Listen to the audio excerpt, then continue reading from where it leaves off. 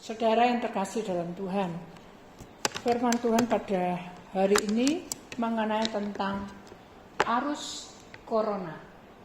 Yang kita baca dalam satu ayat, saudara, di dalam Yesaya pasal 34 ayat yang keempat.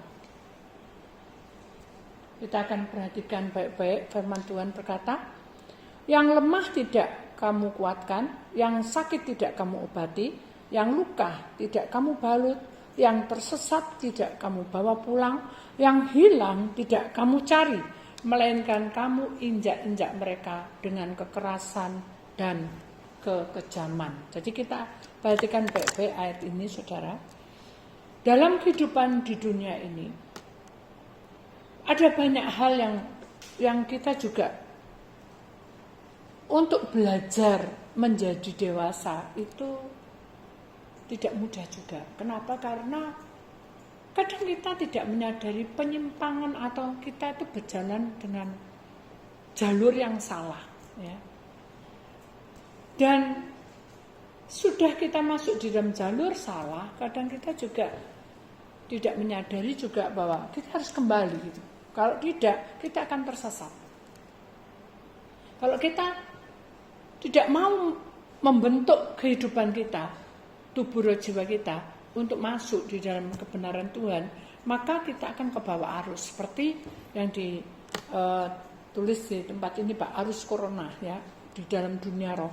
Kalau kita perhatikan baik-baik, saudara, dalam posisi seperti ini, kondisi seperti ini, keadaan kita seperti ini, maka kita tidak suka. Kenapa? Karena kita harus tinggal diam di rumah, ya. Kadang jenuh menghadapi ini, dan keadaan kita makin lemah, seperti di dalam Yesaya 34 ayat 4 ini. Yang lemah tidak dikuatkan. Iman kita ini harusnya tumbuh. Dengan kepercayaan kita tumbuh, harus ada kekuatan, power yang besar dari Tuhan. Sehingga kita itu apabila kita sakit, kita akan merasa terobati dan ada satu kekuatan gitu. Sehingga yang luka pun kita merasa ada balut. Tuhan itu membalut, kehidupan kita ini dibalut hingga kita bisa menjadi dewasa. Dan kalau kita tersesat, maka kita akan kembali pulang ke dalam kuasanya, kembali kepada kebenarannya, hingga kita tidak hilang. Kalau kita hilang, kita akan dicarinya. Kenapa? Karena kita ada hubungan, ya, komunikasi dengan Tuhan. Dan kalau kita terus terbawa, maka kita akan terinjak-injak. Dengan perkara ini kita mengalami suatu kekerasan, ya. Kita mengalami suatu masalah yang bertubi-tubi membuat kita kok kejam ya dunia itu. Nah, kenapa? Karena kondisi ini seperti ini, saudara. Dan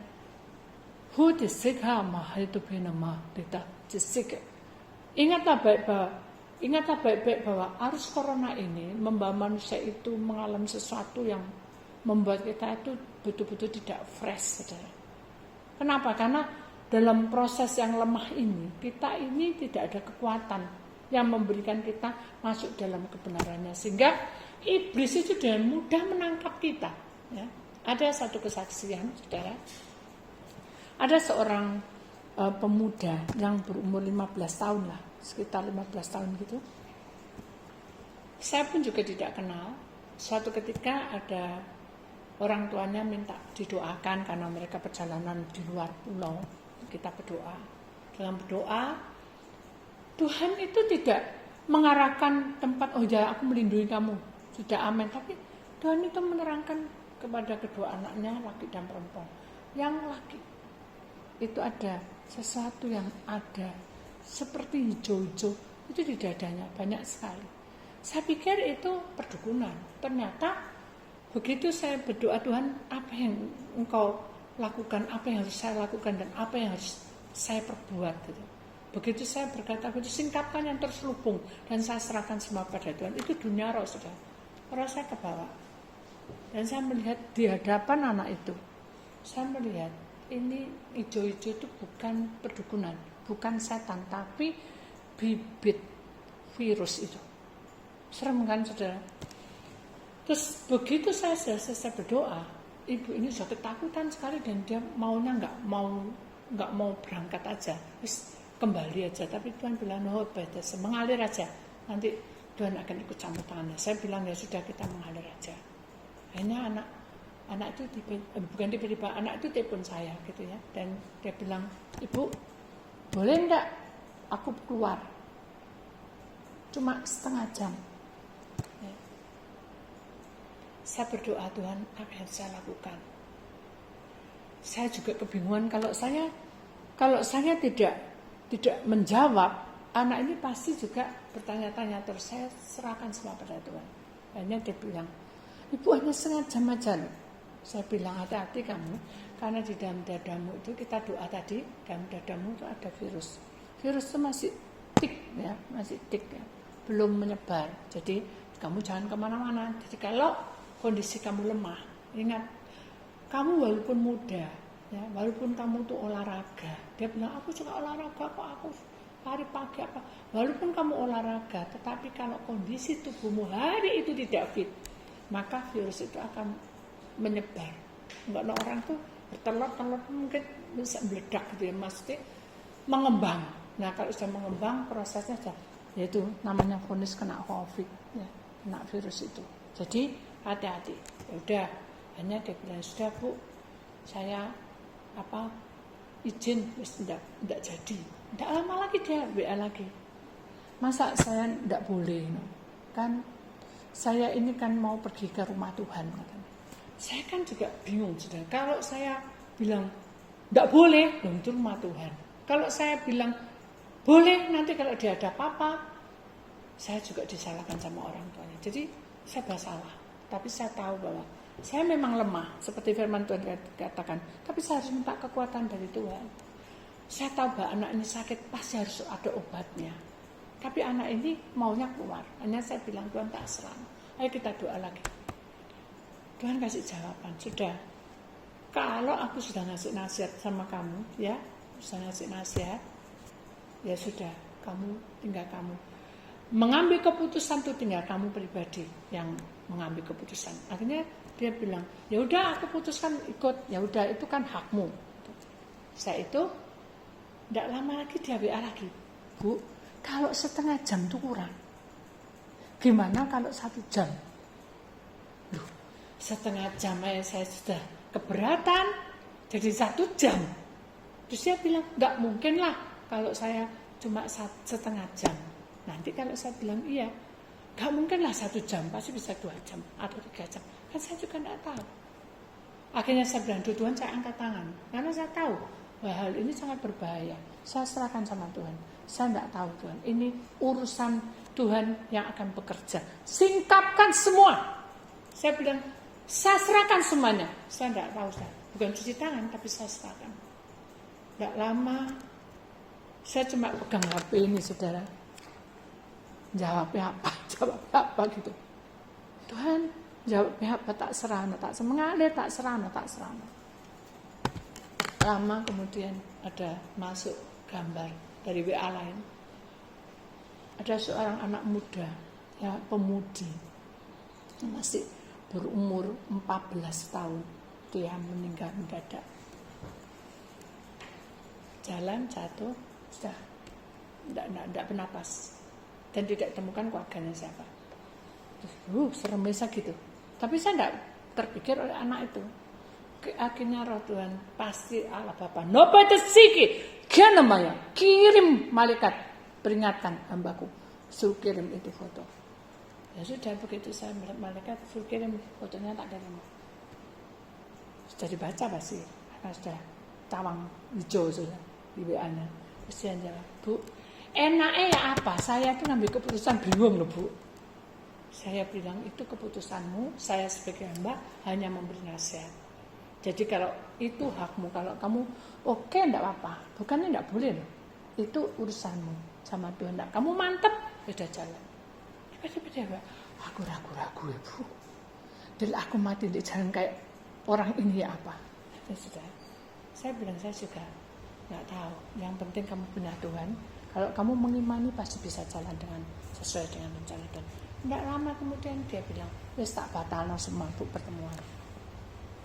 Saudara, Ini loh saudara, kalau kita perhatikan baik-baik, arus corona ini kita tidak bisa menebak sejauh mana perjalanan dan sejauh mana mengerjai manusia, sejauh mana mencekam kehidupan manusia, sehingga kita tidak mengerti jalannya yang terbaik bagaimana kalau sudah kena. Jadi mari kita perhatikan baik-baik saudara, di dalam Yeskiel kembali ada satu firman Tuhan, Yeskiel 34 ayat 16 saudara. Kalau tadi iblis berusaha untuk menguasai, sekarang kita perhatikan jawaban Tuhan yang lebih pasti, ya. Bukannya tadi tidak pasti, tapi itu menunjukkan bahwa kuasa kegelapan itu ada di mana-mana. Tetapi Yeskiel 34 ayat 16 ini adalah jawabannya. Yang hilang akan kucari, yang tersesat akan kubawa pulang, yang luka akan kubalut, yang sakit akan kukuatkan, serta yang gemuk dan yang kuat akan kulindungi. Aku akan menggembalakan mereka sebagaimana seharusnya. Saudara, ya, kita perhatikan baik-baik. Ini ada gambar, ya, mengenai bagaimana manusia berkuasa atas setan. Setan digambarkan ular, menginjak kepalanya dengan tumit. Nah, itu sudah terjadi dalam firman Tuhan. Mari kita akan melihat penguraiannya sekarang. Arus corona dalam dunia roh, ya saudara. Yeskiel 34 ayat 16 ini ada jawaban dari Tuhan. Yang hilang akan kucari, yang tersesat akan kubawa pulang, yang luka akan kubalut, yang sakit akan kukuatkan, serta yang gemuk yang kuat akan kulindungi. Aku akan menggembalakan mereka sebagaimana seharusnya. Nah, kita perhatikan sini. Tubuh, roh, jiwa. Tubuh kita, kalau kita tidak memiliki Yeskiel 34 ayat 16, maka di dalam Yeskiel 34 ayat 4 ini akan menjadi kenyataan bahwa kita akan tersesat dan menyimpang itu semuanya. Kita akan mengalami depresi yang berat, saudara. Nah, namanya orang stres, saudara, macam-macam, bisa ke arah emosi, kejengkelan, putus asa. Itu yang membuat berbahaya sekali. Makanya kita tidak boleh ke sana. Kemudian roh kita akan mengalami mati rohani, keluar masuk rohnya. Nah, ini yang dinamakan keluar masuk rohnya. Saya akan berikan satu kesaksian. Kalau anak itu tadi mengenai tentang stres, di mana dia tidak bisa keluar karena dia dibilang ada bibit virusnya, tetapi karena dia mengambil keputusan yang bimbang, itu tidak baik. Begitu dia mengambil keputusan mantap, sudah tidak ada WA, tidak ada apa-apa, dia sukacita. Malah dia memberi salam kepada saya. Salam, saya baik-baik, puji nama Tuhan. Nah, sekarang kita bicara tentang roh yang keluar masuk itu seperti apa. Dalam keadaan tidak ada arus corona itu aja, roh bisa keluar masuk. Contoh, saudara. Suatu ketika kita memiliki pekerjaan, ya. Dalam pekerjaan itu kita tuh punya masa depan, kita punya planning untuk ke depan. Ternyata dalam planning ke depan itu bukan nihil, tetapi rugi.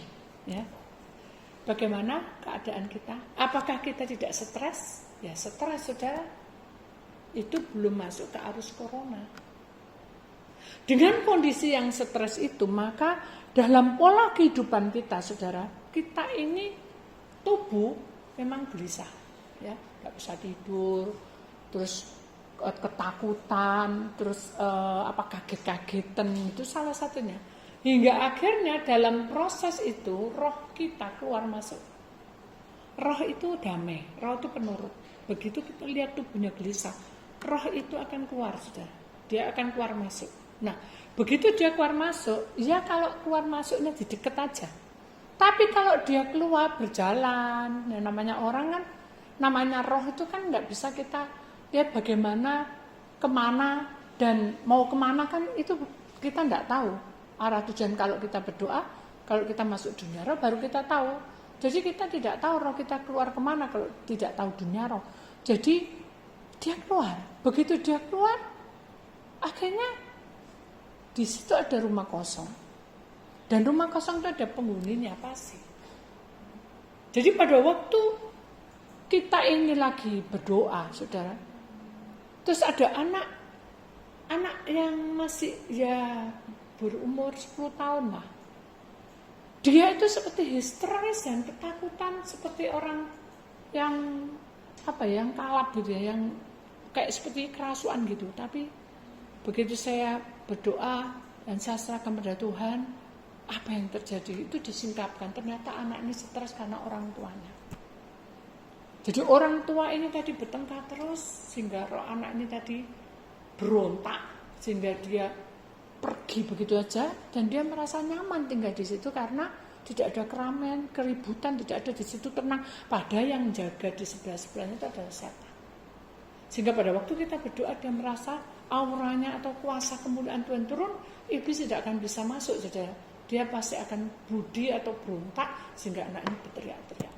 Begitu kita doa, terus amin, saya tidak keluar setan, tidak, tapi saya dudukkan dan saya bilang, kamu sekarang yang tenang karena kamu punya Tuhan. Setiap kali kamu merasa tidak tenang, kamu bilang, Tuhan lindungi aku dan jaga aku. Itu namanya keluar masuk. Begitu roh itu sudah berdoa dan tubuhnya berdoa, maka pasti dilindungi oleh Tuhan sehingga anak ini bisa tenang dan rohnya tidak kemana-mana.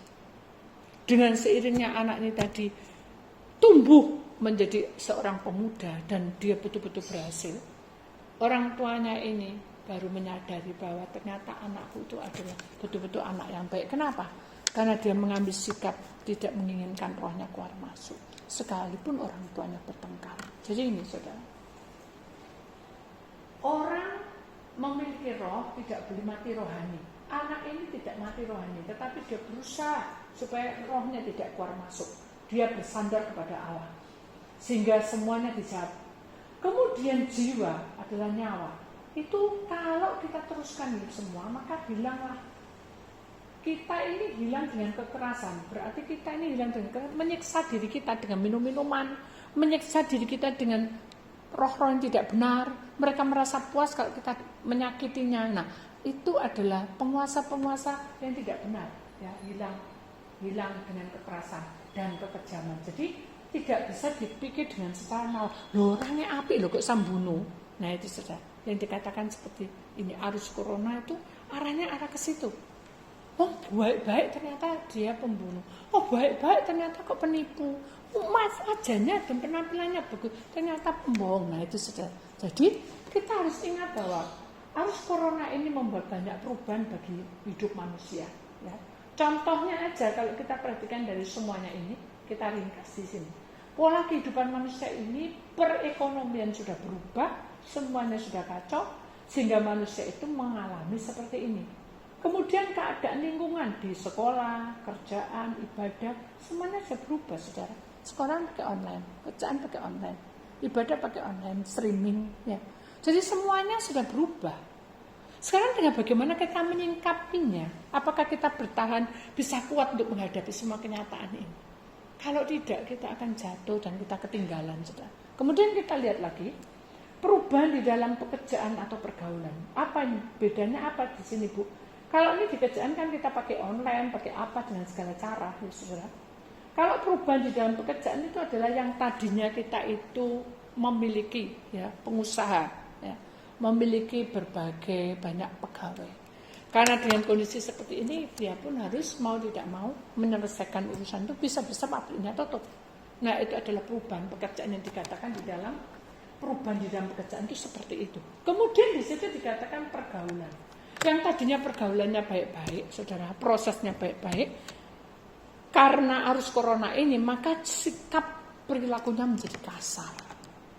Jadi mudah emosi dan juga tidak tahu aturan. Nah, disinilah saudara, kita mau membawa kemana kondisi kita sekarang ini. Kenapa? Karena arus corona ini betul-betul tidak nyaman buat kita. Tetapi ingat di dalam Yesaya 34, pasal 34 ayat 16. Di sini katakan, ini janji Allah. Sekali lagi saya akan bacakan. Yesaya 34 ayat 16. Yang hilang akan kucari, yang tersesat akan kubawa pulang, yang luka akan kubalut, yang sakit akan kukuatkan, serta yang gemuk dan kuat akan kulindungi. Aku akan mengembalakan mereka sebagaimana seharusnya. Apa artinya gemuk dan yang kuat? Itu adalah dalam penjagaan Tuhan. Jadi dia anak Tuhan, diberkati, tapi tetap aja dia adalah gembala. Kita domba. Kalau kita merasa kita sudah diberkati, kita menjadi raja dan kita tidak menganggap Tuhan sebagai gembala, ya hancur juga. Sama. Jadi kita ini mengalami arus corona ini, kita harus betul-betul sehati, sepikir, sejiwa dengan satu panggilan, yaitu bersama dengan Tuhan. Itulah firman yang harus kita imani, bahwa dalam kehidupan kita di dunia ini, saudara, kita harus menyadari, kita akan lihat gambar yang terakhir. Dalam kehidupan manusia, sekali lagi kita katakan, kita ini seperti di tengah lautan, saudara, yang luas dan tidak bertepi. Mungkin kita ada di tengah-tengah dan kita tidak tahu bagaimana caranya. Tapi yang jelas perahu hidup kita ini kecil, saudara, bukan besar, ya, kecil sekali. Dan sekali tempo ombak ini arus corona ini akan mengombang-ambingkan pola kehidupan perahu hidup kita. Tetapi kalau kita memandang Dia sebagai juru selamat, maka Tuhan Yesus akan ada di pihak kita dan Dia adalah nahkoda kita. Dan percayalah, Tuhan pasti membuka jalan dalam arus corona ini menjadi bagian berkat buat kita semua. Tuhan pasti memberkati kita semua.